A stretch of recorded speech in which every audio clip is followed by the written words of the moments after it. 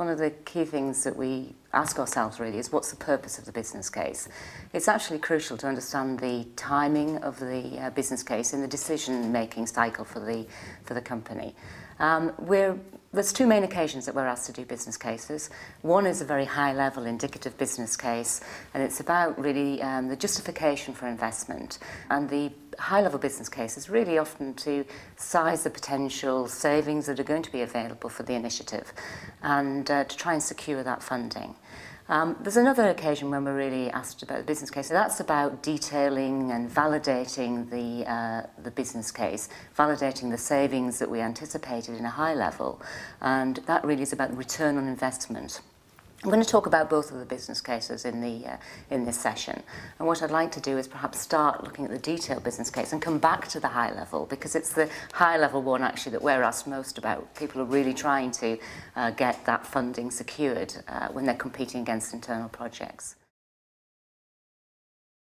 When a company is looking at the more detailed business case, the return on investment part, it's usually at the time when they're finalising the contract. So they're using part of that in sort of investigation to try and validate the savings. If they don't think the savings are there, then they're going to come back to the vendor, and they're going to be pushing to make sure that they're buying at the right price in order to get those savings through.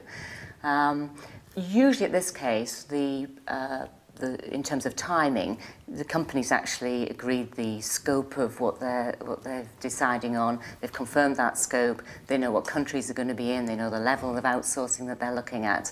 And they're actually, this business case is about genuinely sort of finalising, determining their ongoing costs.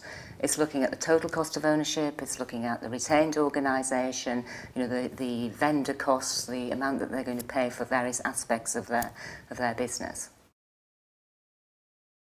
Today what I'd also really like to do is to talk about the high-level business case, because actually that's the one that we're getting the most demands for at the moment.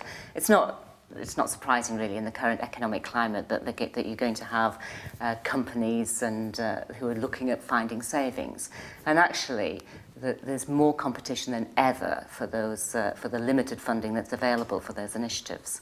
When we work with the clients, so when we go in and work with the clients, then one of the first things that we try and do is not only just understand the purpose of the business case, but then to identify who are going to be the decision makers.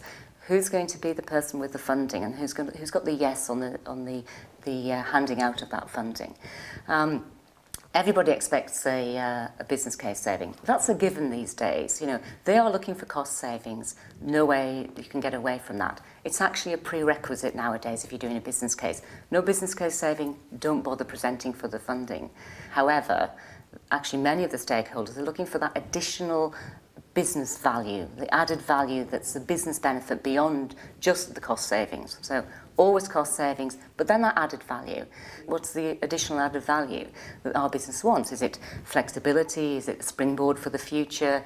Is it that they want to allow the organisation to restructure, to move its manufacturing to another area? These are all sometimes understood in the business, but actually if they're not articulated, and if your business case doesn't project those, if it doesn't use them as part of the selling feature, as part of the presentation, as you're trying to win over that funding, then often perhaps another project is going to win the money on the day. When it comes to actually some of the baseline data about how many FTEs they maybe currently have for any of the processes, then that's the harder one to get hold of. So very often we're actually given earlier studies that have been done, which perhaps then we have to work with the project team to update the figures or look at what may have changed since last time, update the values based on current costs. Sometimes we actually have to extrapolate from a small proportion of the figures, and that's just as valid as long as each of these assumptions or extrapolations is clearly documented.